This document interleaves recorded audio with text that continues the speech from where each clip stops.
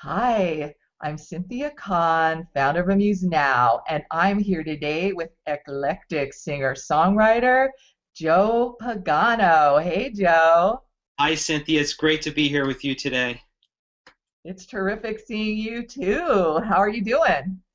I'm doing great. Very excited about the new release. Uh, it's great to be here. Yes, Joe, I want to congratulate you on the success of your debut EP of musical sketches, Graveyard of Dreams. Thank you again, Cynthia. The album's been in the making for a number of years, and it's finally available to the public and for the world to hear. The initial reviews have been incredibly favorable and generous, I'd have to say.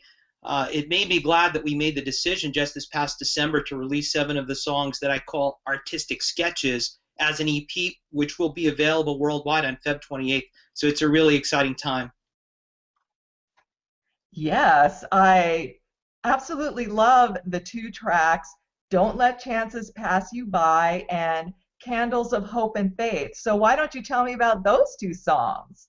Well, I love those songs too. The song Chances is really about the idea that there's so many good things going on in the world around us each and every day. So many chances to meet new and interesting people, to help others, to take the time to smell the roses, as they say, to appreciate the small things, and to really enjoy what life has to offer while doing the right things even in the smallest of ways. So it's a bit of a contrast, Cynthia, with all the negative news and the headlines that we're bombarded with every day. As I was writing the song, I wondered, do we really let life pass us by, or do we take advantage of all of the opportunities or chances that we have every day? Do we run so fast that not only the small things in life, but the big things pass us by without even us realizing it? So we often make quick judgments about people without even getting to know them.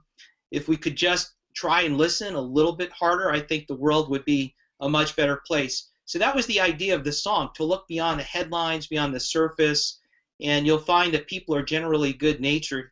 Don't let life pass you by, even on a rainy day. There's sun shining above them clouds, right? And then the song Candles was inspired by a trip I made to Asia a few years back, and I witnessed poverty firsthand, and that was really a life-changing experience.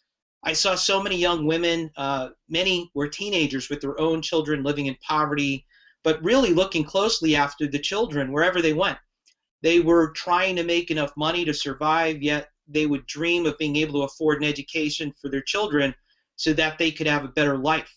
So the observation that I made was that regardless of how well off or how poor you are, you live for your kids and you dream about their future. You'll do anything for them. So to me, dreams never die, and in fact, they can provide a roadmap to life. So this song was inspired by how I've seen people persevere under the harshest conditions, keeping a positive outlook on life, keeping their faith, keeping their hope alive, and even sending their kids away to save them.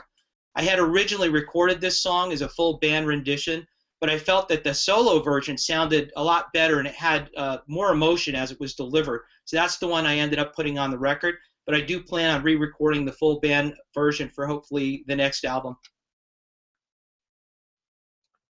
Wow, that's great. Those songs are terrific and there's so much meaning behind them. I love it.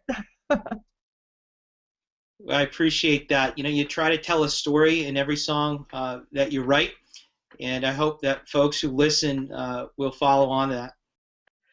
Joe, you have such a unique sound. To me, your music has a classic British rock flair. How would you describe it? Well, it's interesting that you picked up on that, Cynthia. It's kind of like creating your own art that you hang in your house, not thinking it's ever going to be distributed. You know, art that you created maybe based on your experiences and your observations, maybe filling a void in what you like to listen to as an artist. I did listen to a lot of British bands growing up, so maybe that's where some of the sound in my head comes from as I'm writing. Who can we credit as your major music influences? Well, you know, I've had such diversity and exposure to different musicians over the years. The first influence was my dad, who played jazz, he played country, and he even played bluegrass. He worked several jobs when I was a kid, but he did find the time to give me a few chord lessons here and there, and then he let me play his Chet Atkins Country Gentleman, one of the most famous guitars ever. The Beatles used that one. in an early PV Classic tube amp. I think the thing maybe maxed out at 10 watts or so, but it was great back then. Beyond that, I never had much real music instruction, just a few lessons here and there. But I did get a hold of Steve Miller's Book of Dreams album as a teenager, and I learned that record note for note, every song. And a few years later, I actually met Steve Miller at a Les Paul show in New York City. And I told Steve that he was my guitar idol and that I had learned to play guitar from the Book of Dreams album. And he didn't spend a nanosecond. He jumped right in and joked and said, hey, if I was your idol, Joe, I've got to apologize for screwing you up. But at least it looks like you made out okay. So he really had a great sense of humor. And he's actually, Les Paul, is in the family with Steve in the sense that Les was Steve's godfather. So that's why they were playing together that night at the Iridium in New York City. And I got to meet both of them, and they signed a T-shirt for me. And Steve signed the T-shirt first, and it had a picture of Les Paul on it. And then Les signed it second, and he drew an arrow to his own picture. This is Les, showing that the picture was of Les and not Steve, and they were joking with each other. So it was such a great experience, great exposure to some of the world's best musicians. But then, you have the Beatles, you have John Lennon, the Kinks, Pink Floyd, Tom Petty, Sheryl Crow. I could go on and on, just a long list of exposure that I've had. So I feel that I'm blessed to have been introduced to all of these different kind of sounds as I was learning the creative process. You have met some very interesting people, because your bio says that it was guitar legend Stanley Jordan who inspired you to release your own original music after attending one of his amazing workshops. What happened there? Right. It's exactly right. It had been so many years since we had gone to the Iridium to see a show. So this summer, my dad and I went to see Stanley Jordan at the Iridium in New York City. It's one of our favorite places to go see talent. It's a nice, intimate setting. So after the show was over, Stanley met with us, and he was really conversational. He was asking about, how it was going and what we were doing. We had seen him a few times before. And then he invited us to attend a music workshop that he was teaching in New York City the very next day. So what are we going to do? We cleared the calendar. We're like, of course, Stanley, we'll be there. What time? What do we need to bring? We couldn't believe that he invited us, and it turned out that there were only 6 students or attendees in this class, and we got to spend 3.5 hours with the master himself. So to our surprise, the workshop turned out to be a life lesson in the process of artistic creation, the discipline of writing and practicing, and the idea that you can use these methods in the wisdom that Stanley had learned throughout his life as a musician, a businessman, and even a computer scientist, and apply all of that learning across a number of professional industries. So just like Steve Jobs, Stanley figured out the intersection of art and science, and he helped me realize that music is a tool for life, and life is a tool for music. Then he asked me what my musical goals were, and I mentioned quite humbly that, someday I want to take these sketches that I've been working on and maybe release them out to the world. And he was really encouraging, and we even corresponded on email after that workshop. Wow, what an experience.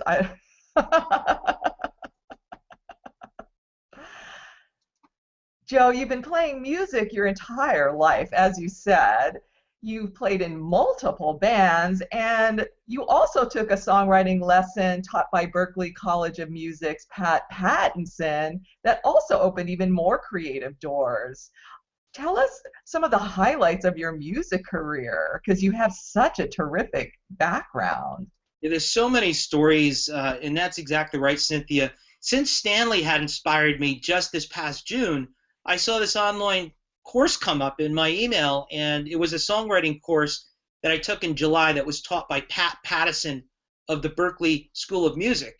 Pat's one of the best instructors in the world, and as a final assignment in this course, I wrote the title track Graveyard of Dreams, which is a short story about Sunset Boulevard in Hollywood from the perspective of the palm trees and what they might have seen over all these years, if you could just imagine. Pat's an amazing individual. I've never run into anyone who could better explain the songwriting process and have so much knowledge and experience around the art of lyric development. And I thought that was something I needed to really focus on. So I could have never written that title track without taking instruction from Pat. I still didn't feel I was quite ready to do an EP, but then in December I asked my daughter Julia, who's applying to colleges this year, she's looking at film and photography, and I said, hey, if I were ever to release an EP, would you want to help work on the art for the album art there? And she said, of course, I'd love to do that. So right on the spot, I said, oh my goodness, I think we're going to go do this record. You're going to be the creative director. And then we got serious about doing it. So it was a very hectic few weeks through the holidays, doing the final track work, the mixing, engineering, mastering, getting distribution set up. But it was great fun. My daughter gets her first professional credit. So this is certainly a highlight for me as the reviews are coming in very positively so far. The feedback has been great. Even a Grammy nominee a couple of weeks ago had looked at the album, reviewed it for me, and he thought it was fantastic. So I'm very excited about that. I feel reborn as a musician in a sense. As many years ago, my college band End Control released a dance single called Cecilia, and it had a funk and dance sound to it, got some radio play, and I got to play the lead guitar in that one. We found out just a few weeks ago that it's deemed a rare vinyl record on the Discogs website. So this is kind of a rebirth for me. I've also had the chance to play live in front of crowds over the years, with as many as 11,000 people in the audience.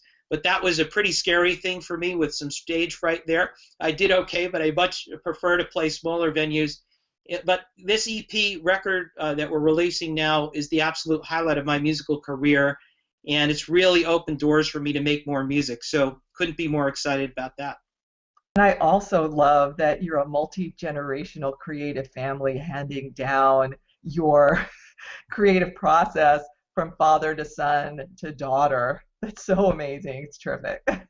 It is kind of a family project. A few people have said that, and we kind of stumbled into it, and it seems to be working out great. With all your terrific experience, and because Amused Now is about artists helping artists, what advice do you have for other artists who are maybe making a comeback or at a later stage trying to reignite their music careers?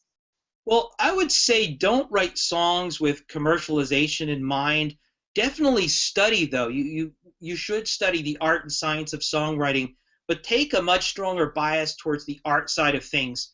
It's okay to have song structures that are common, that grab the imagination of the listener, but be original and go with what sounds best to you.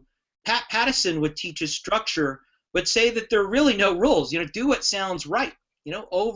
Override those things that you might think you need to do that are textbook in songwriting. Also take full advantage of all the low-cost technology there is in the world to capture ideas and even record parts of songs so that you can index them into a personal library. That's been very useful for me. New artists today don't always realize how good they have it with all this digital power at their fingertips. Just 15 or 20 years ago, much of the capabilities in a personal computer didn't exist around recording. And they would also cost 10 times or more to go into a studio and do what you can do today at home.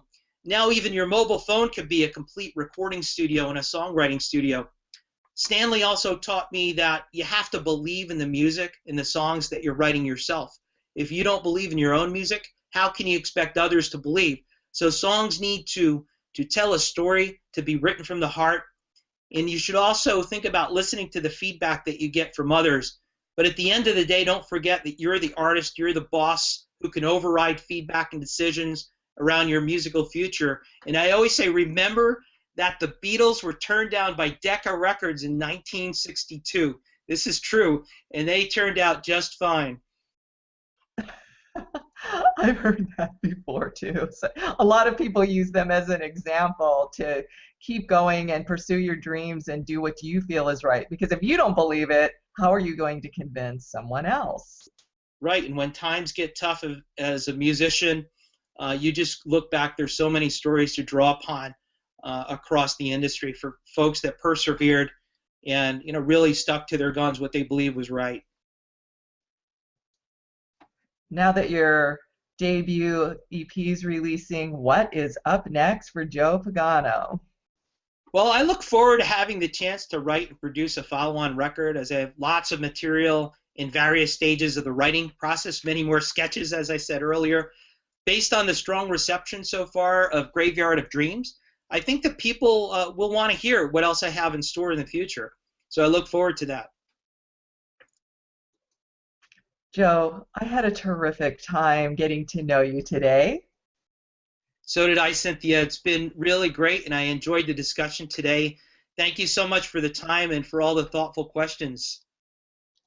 My pleasure. Well, if you ever get out to this Pacific Northwest, let me know because I would love to see you live. You always seem to have a lot of interesting people around you. Well, I do, and I do have some friends out that way, so I look forward to getting to meet in person. Have a great day. All right, you too, Cynthia. Take care. Hi, I'm Cynthia Kahn, founder of Amused Now.